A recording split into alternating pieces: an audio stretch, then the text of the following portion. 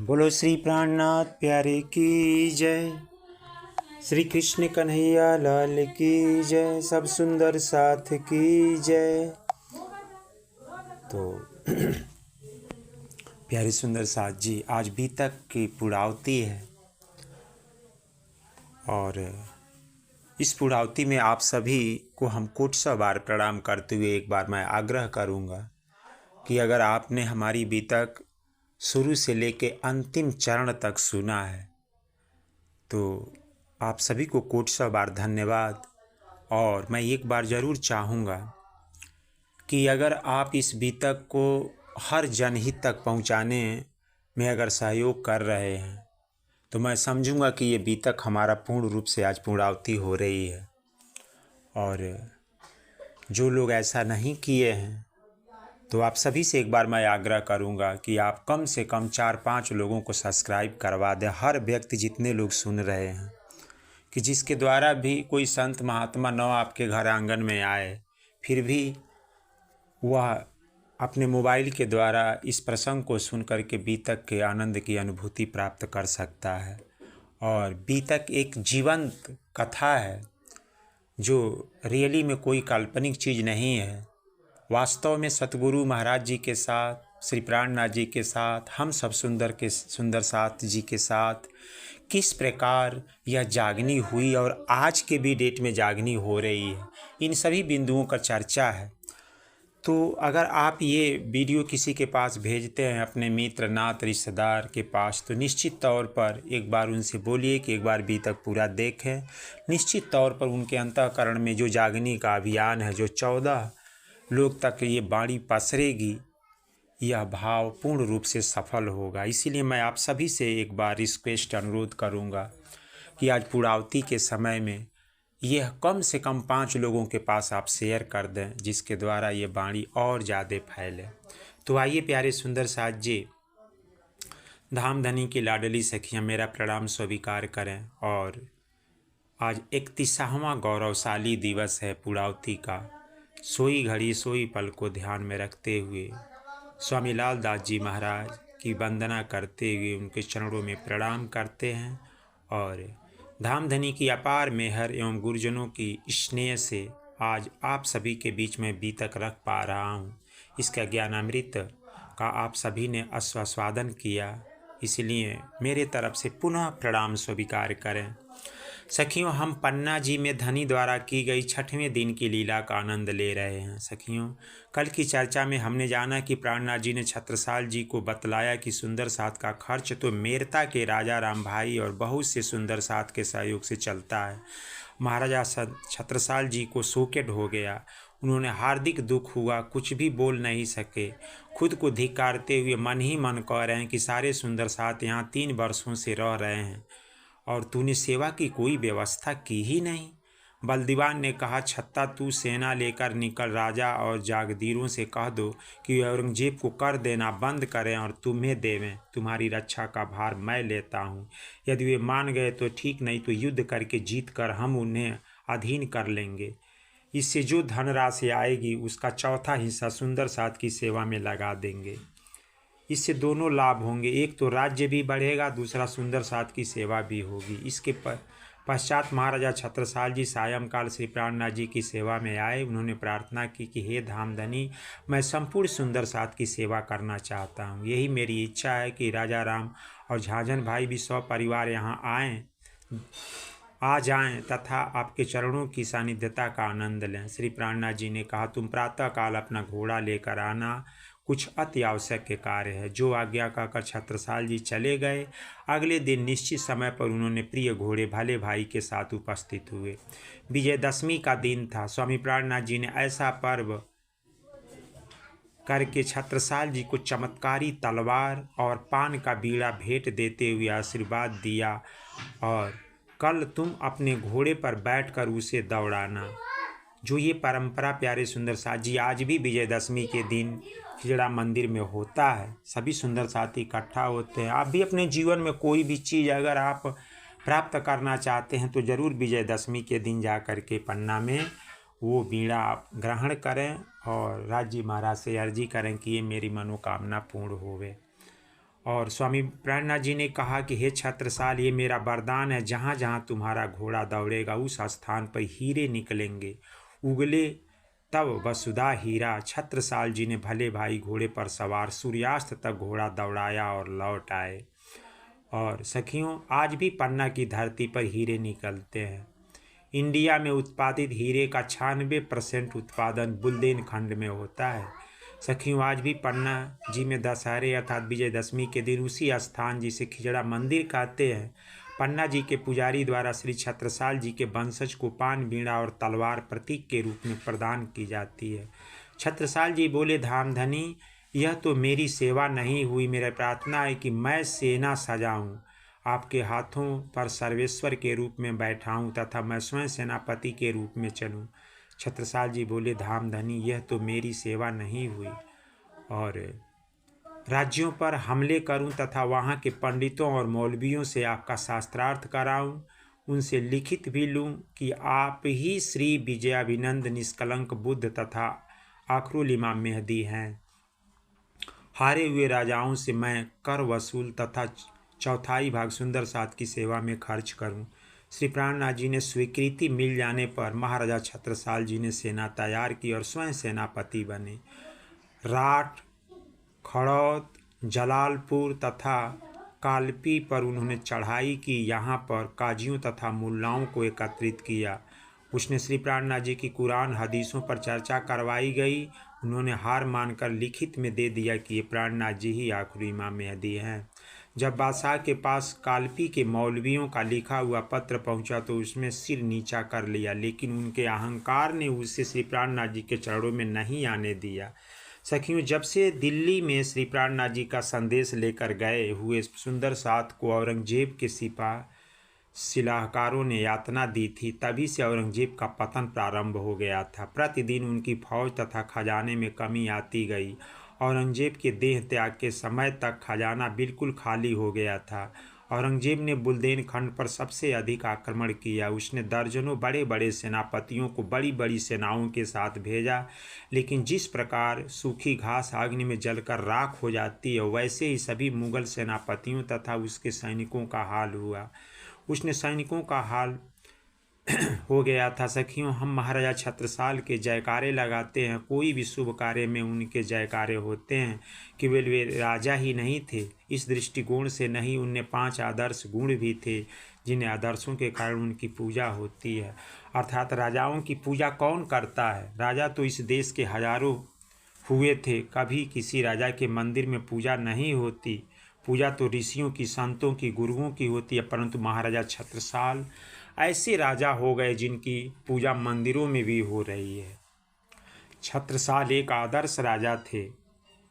छत्रसाल को जब हीरे मिलने लगे तो उन्होंने राजा राम भाई को चिट्ठी लिखी कि प्राणनाथ जी अब हमारे राज्य में हैं, हमारे पास अब धन की कोई अभाव नहीं है, इसलिए तुम मेरता से धन न भेजो और सेवा करने का अवसर हमें प्रदान करो। राजा राम भाई को बड़ा गुस्सा आया, बहुत दुखी हुए कि गुरु की सेवा बंद करवा रहे हैं। गुरु तो सबके हैं, तो मेरी सेवा छत्रसाल क्यों बंद करवा रहे हैं? राजा राम भाई ने चिट्ठी लिखी, आप हमारी से बंद सेवा न करवा सकते, हमें सदैव सेवा है, तो आप पन्ना में हमारी सेवा बंद हो जाए तो यह उचित नहीं है। महामती जी ने देखा सेवा के लिए दोनों लड़ रहे हैं, तो सेवा दोनों को करनी है और आपस में विवाद बढ़ता है। प्राणनाथ जी ने ध्यान दृष्टि से देखा, परमधाम में तो दोनों गलबहियाँ डाले बैठी हैं और यहाँ सेवा के लिए लड़ रही हैं। प्राणनाथ जी ने राजा राम जी को पन्ना बुलवा लिया और छत्रसाल को राजा राम जी को अपने दाएं और बाएं हाथ से पकड़कर घूमने निकले और कहा, यहाँ तो सेवा के लिए लड़ रहे हो और परमधाम में गलबहियाँ डाले बैठे हो। अब से दोनों सेवा का भार आधा आधा उठाओगे। श्री प्राणनाथ जी की ब्रह्मवाणी की अमृत धारा पन्ना जी में प्रवाहित हो रही है। हजारों सुंदर साधु सखंड रास में डूबकर स्वयं को कृतार्थ मानते थे। उनके लिए संसार के सारे सुख नश्वर थे। महाराजा छत्रसाल की राज्य व्यवस्था संभालने के साथ साथ आध्यात्मिक दृष्टि से भी सर्वश्रेष्ठ थे। उनका राज्य न्याय और धर्म का राज्य था। छत्रसाल जी के हृदय में हिंदू मुस्लिम के लिए किसी भी प्रकार का भेदभाव नहीं था। एक बार दिल्ली के बादशाह मुगल शाह की भतीजी के निकाह में छत्रसाल जी ने 1 लाख रुपया भिजवाया और अपने दोनों पुत्रों के हाथ से भिजवा दिया। मोहम्मद शाह का कथन था कि यदि महाराजा आएँ तो कोई जागीर ही दे देते। बसंत सुर्खी नाम के चित्रकूट के राजा ने छत्रसाल जी से संधि कर ली थी। एक दिन से प्राणनाथ जी गुड़ और उसके कारण छत्रसाल जी के पराक्रम को देखकर उनके अपने राज्य की अतिथि बनाने का आग्रह किया। प्राणनाथ जी चित्रकूट जाकर 1 साल रहे पर बसंत सुर्खी नहीं जगे। चित्रकूट में बड़ा क़यामतनामा का भी अवतरण हुआ। प्राणनाथ जी ने बख्शिश में छत्रसाल जी को दे दिया, इसलिए संपूर्ण बड़ा क़यामतनामा छत्रसाल जी की छाप से लिखा गया है। और औरंगजेब ने बुंदेलखंड पर आक्रमण किए जा रहा था, परंतु हमेशा हार का ही मुख देखना पड़ा। स्थिति यह बन गई कि बड़ा से बड़ा सेनापति भी छत्रसाल से युद्ध टल जाने पर खुश होता था और खुद को धन्यवाद देता था। खुदाई खान 75,000 फौज लेकर आया था और वह हार कर भाग गया। मोहम्मद हाशिम खान से 4 बार लड़ाई हुई, सभी में वह हार कर भाग गया। रणदुल्ला खान 95,000 की फौज लेकर आया, परंतु उसे भी मुंह की खानी पड़ी। रणदुल्ला खान ने बादशाह से कहा कि बुल्देनों के ऊपर आक्रमण नहीं करना चाहिए, बुल्देनों की संधि की जाए। बादशाह औरंगजेब या तो मेरे मराठों से या बुल्देनों से घबराता था। स्वतंत्रता के लिए मुगलों के विरुद्ध लड़ाइयाँ लड़ने वाले 3 ऐसे राजा भारत में हो गए जिनको सारे हिंदू उदार हृदय से एक धर्म की रक्षक के रूप में स्वीकारते हैं।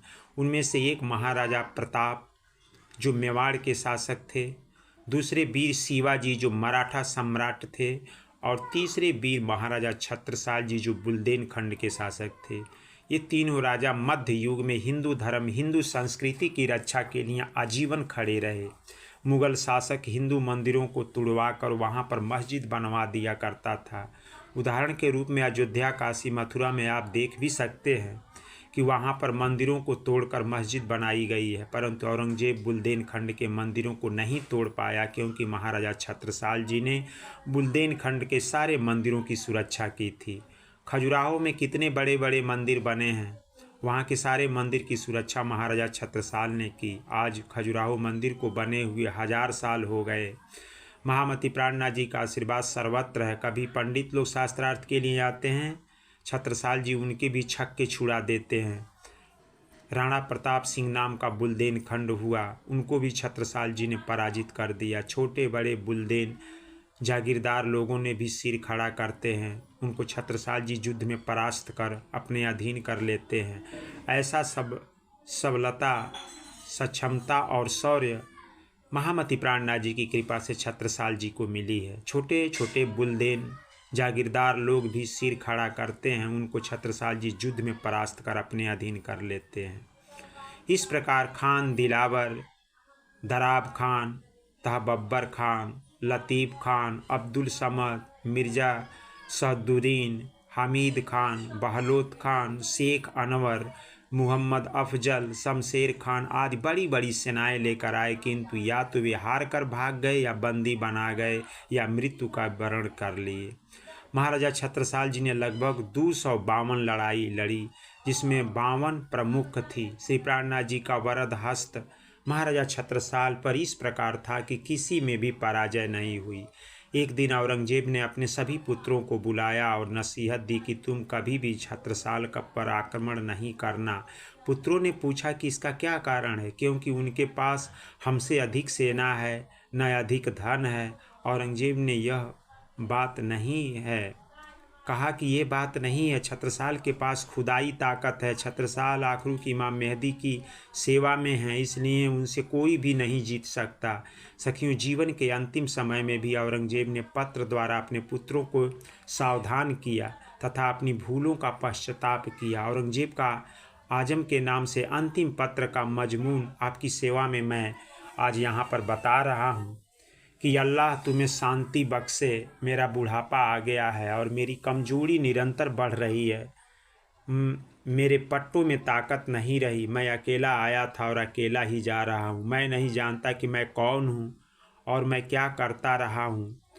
आत्मसंयम के दोनों के अलावा जो मेरी ज़िंदगी के दिन गुजरे हैं उसके लिए मुझे खेद और पछतावा है। मैंने राज्य को कतई सच्ची और पालन पोषण करने वाली सरकार नहीं दी। मेरा अमूल्य जीवन व्यर्थ में ही चला गया। मेरे घर मालिक मोहम्मद इमाम मेहदी आए थे, परंतु मेरी अंधी आंखें उनका तेज और प्रताप नूर नहीं देख सकी। जीवन का अंत नहीं होता, उन वाक्यों को कोई अवशेष नहीं है, अब नहीं है और न ही भविष्य में कोई आशा है। मेरे वे सभी सिपाही मेरी तरह से असहाय, व्याकुल और घबराए हुए हैं, जिन्होंने मेरे मालिक इमाम मेहदी को पीठ दी।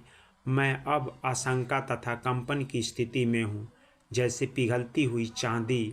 मैंने कभी सोचा ही नहीं था कि कभी मेरा परवरदिगार मेरे साथ था। मैं दुनिया में अपने साथ कुछ लेकर नहीं आया और अपने किए हुए पापों का प्रतिफल उठाकर जा रहा हूँ। मुझे नहीं मालूम कि मुझे क्या सज़ा भोगनी होगी, यद्यपि मुझे उस खुदा की महानता और मेहर की आशा है, वरना मेरे कर्म और मेरे महत्वाकांक्षाएँ मुझे नहीं बख्शेंगी। जब मैं अपने आप से ही जुदा हो रहा हूँ तो मुझे कौन बख्शेगा। अलविदा, अलविदा, अलविदा। ऐसे सभार औरंगजेब का इतिहास सर युद्धनाथ सरकार द्वारा लिखित 5 पेज 290 यह पृष्ठ की सखियों की एक चिट्ठी महाराजा छत्रसाल ने अपने पुत्र जगत राज को जो चिट्ठी लिखी है, उसमें उल्लेख किया गया है कि हमारे पराक्रम को ख्याल करो तो हमारे ऊपर वरदान प्राणनाथ जी को ही हो गए। बुल्देनी भाषा में ये चिट्ठी है जो महाराजा छत्रसाल जी ने अपने पुत्र को जगत राज को लिखी थी। छत्रसाल जी महाराज कहते हैं कि हे जगत राज, मेरा पराक्रम के विषय में तुम सोचते हो तो मेरे ऊपर महामती प्राणनाथ जी का वरदान था। उनके वरदान से ही मैं सर्वस्त्र विजयी हो रहा हूँ। तुम लोग महामती प्राणनाथ जी का आशीर्वाद ले सको तो इसी प्रकार युद्ध में विजयी बनोगे। संवत 1744 में महामती प्राणनाथ जी के पास जियावर से नारायण दास आए और उन्होंने कहा कि स्वामी जी, जागनी रास की लीला हमें दिखाइए।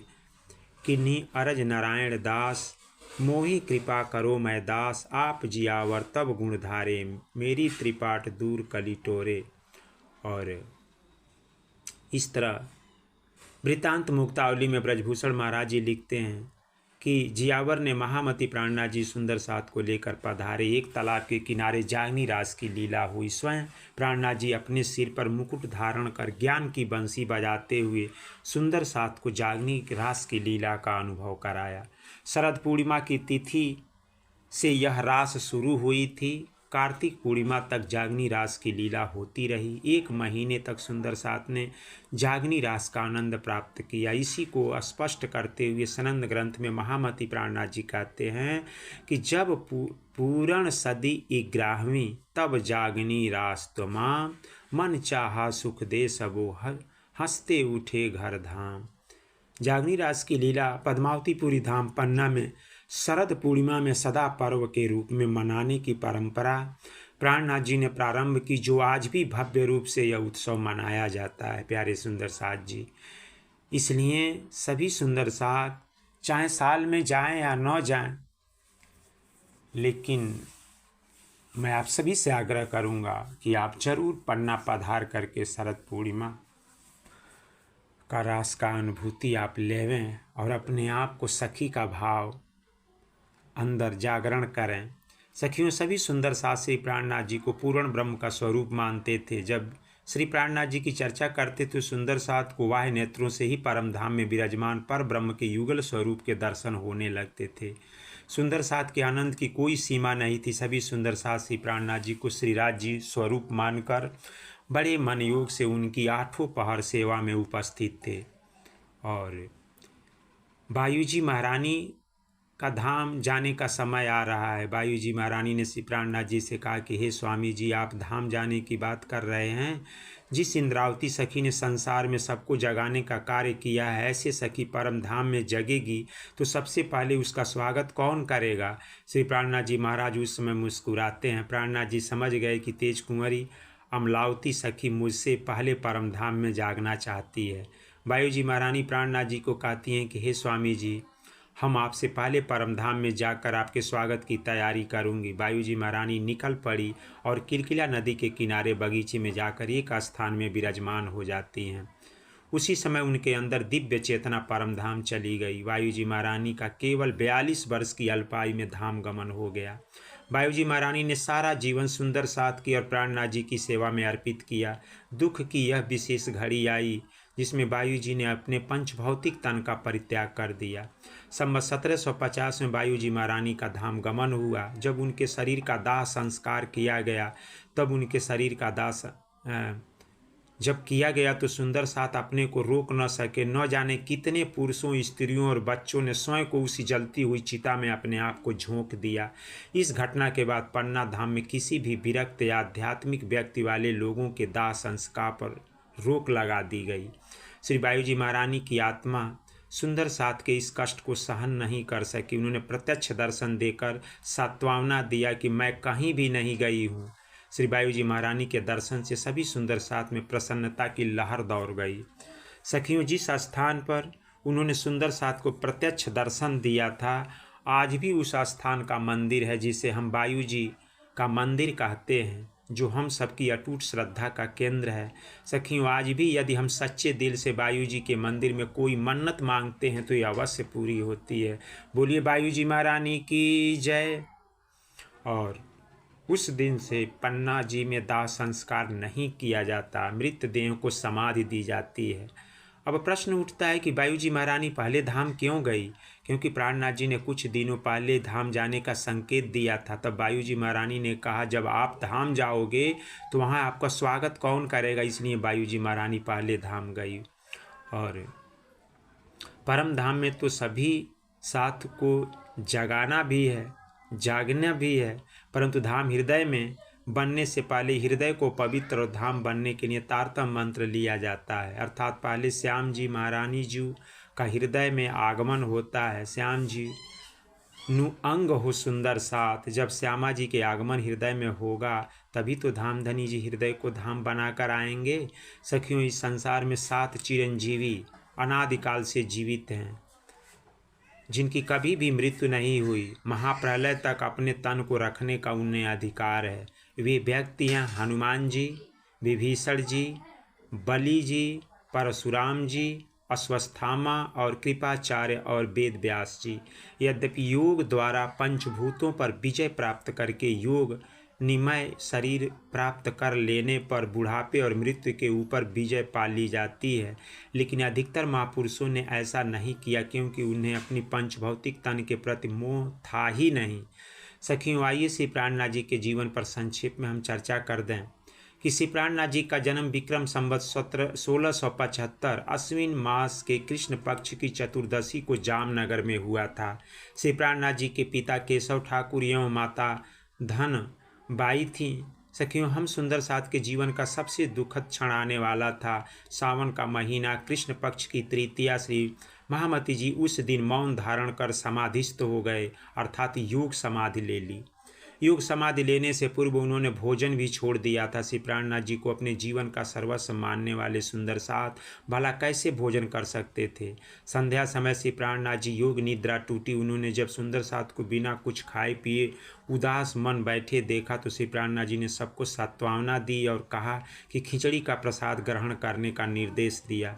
सुंदर साथ जी प्राणनाथ जी के आदेश को सिरे माथे पर लिया और अपने अपने घर गए। जल्दी से खिचड़ी का प्रसाद ग्रहण कर फिर चले आए। इधर से प्राणनाथ जी योग समाधि में लीन हो गए थे। सुंदर साथ पुनः उदास मन से चुपचाप बैठ गए। तृतीया की रात्रि जब बीत गई और चतुर्थी के ब्रह्म मुहूर्त का प्रथम प्रहर था, उसमें 2 घड़ी जब बाकी थी तो श्री प्राणनाथ जी की गहन समाधि में चले गए। उनके हाथ पैरों का थोड़ा सा भी हिलना डुलना बंद था। श्वास की गति बंद होने जैसी थी। सुंदर साथ इस उनकी सांसों को धीमा हो जाना सहन नहीं हो पा रहा था। परिणाम स्वरूप यह बात फैल गई कि श्री प्राणनाथ जी अंतर्ध्यान हो गए हैं। इस बात को जिसने भी सुना वह वहीं गिर पड़ा। बहुत से सुंदर साथ ने विराग्नि में अपने शरीर को छोड़ दिया। छत्रसाल जी को जैसे ही प्राणनाथ जी की अंतः प्रेरणा से यह सूचना मिली तो वे तुरंत अपने घोड़े भले भाई पर सवार होकर श्री प्राणनाथ जी से मिलने निकल पड़े। उस समय केन नदी में भयंकर बाढ़ आई हुई थी और प्रियतम प्राणनाथ जी से मिलने की ज्वाला ने उन्हें अधीर कर दिया और उन्हें घोड़े सहित केन नदी में छलांग लगा दी। अत्यंत तीव्र धारा से वे घोड़े सहित बहने लगे, किंतु धनी की कृपा से किसी तरह सकुशल बाहर निकल आए और महाराजा छत्रसाल जी पन्ना पहुंच गए। महाराजा छत्रसाल जी ने देखा तो उन्हें चारों ओर रोते बिलखते सुंदर साथ दिखाई पड़े। उनका दिल आकांक्षाओं से कांपने लगा। उन्हें धनी के वियोग में संसार छोड़े हुए ब्रह्ममुनियों के तन नजर आते हैं। बंगला जी दरबार में सिंहासन पर श्री प्राणनाथ जी की जगह श्री मुखवाणी कुल्यम स्वरूप को पधराया गया था। देखकर छत्रसाल जी मन ही मन कांप उठते हैं।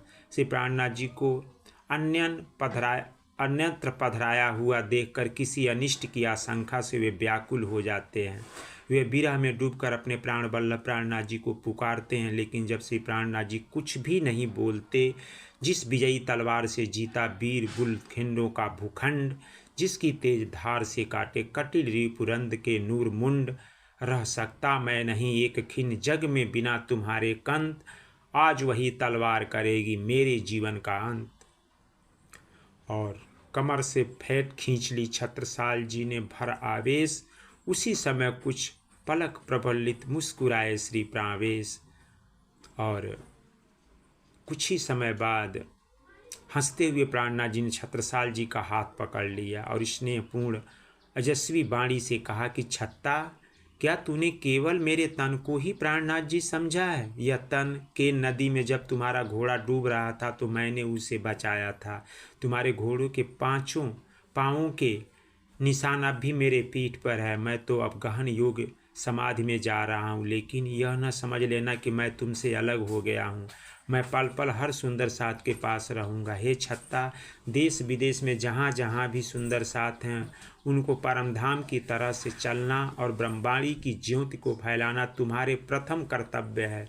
चतुर्थी तिथि प्रारंभ हो गई। प्रातःकाल होने में 2 घड़ी शेष है। इसी समय महामती प्राणनाथ जी ने अपने पंचभौतिक तन से इस जागनी लीला को संपूर्ण करके इस शरीर को योग निद्रा में भेज अपनी आत्मा को उस दिव्य परम धाम में जगा दिया और उनके योग निद्रा के समाधिस्थ तन को गुम्बट जी में झूले पर पधराया गया। यह झूला गुम्बट जी में जमीन से नीचे ताखाने में है। ऊपर की सतह को ढक दिया गया है तथा उसी स्थान के ऊपर श्री स्वरूप साहब को श्री प्राणनाथ जी का ज्ञानमय स्वरूप मानकर पधराया गया और सेवा पूजा प्रारंभ की गई। किंतु अभी भी सुंदर साथ की विरह व्यवस्था नहीं जा पा रही थी। जिस तन के माध्यम से सुंदर साथ ने इस छूटी दुनिया में परमधाम का आनंद पाया था, उस तन को अपनी आँखों से ओझल होते देखना किसी के लिए भी सहा नहीं था। इसलिए प्राणनाथ जी ने छत्रसाल जी, लालदास जी आदि विशिष्ट ब्रह्म मुनियों को प्रत्यक्ष दर्शन देकर जागनी का मार्गदर्शन करना प्रारंभ किया। यह लीला पूरे वर्ष भर चलती रही। उसके बाद महाराजा छत्रसाल ने 8 साल तक जोर जोर से सुंदर साथ के जागनी कार्य में लगे रहे और संवत 1788 में छत्रसाल जी अचानक अंतर्ध्यान हो गए। श्री छत्रसाल जी के वस्त्रभूषण एक समाधि रखा गया था।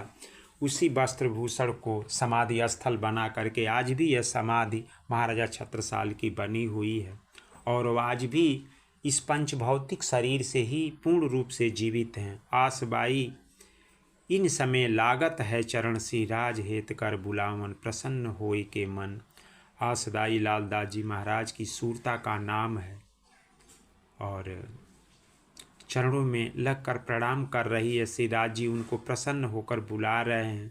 हम सभी भी राज श्यामा को बारंबार प्रणाम करते हुए बीतक कथा को यहीं विश्राम देते हैं और प्यारे सुंदर साथ जी आज इस प्रकार लालदास जी भी महाराज इस तन को छोड़ के परमधाम को प्रस्थान राज जी महाराज के चरणों में अपने ध्यान को बटोर लेते हैं और यहीं से बीतक इति श्री बीतक चर्चा होती है। तो प्यारे सुंदर साथ जी आज अंतिम क्षण में सभी मेरे साथ एक बार अंतःकरण से उस पर ब्रह्म का जयकारा लगाएंगे हृदय से। श्री प्राणनाथ प्यारे की जय, सतगुरु महाराज की जय, सब मोमिनों की जय।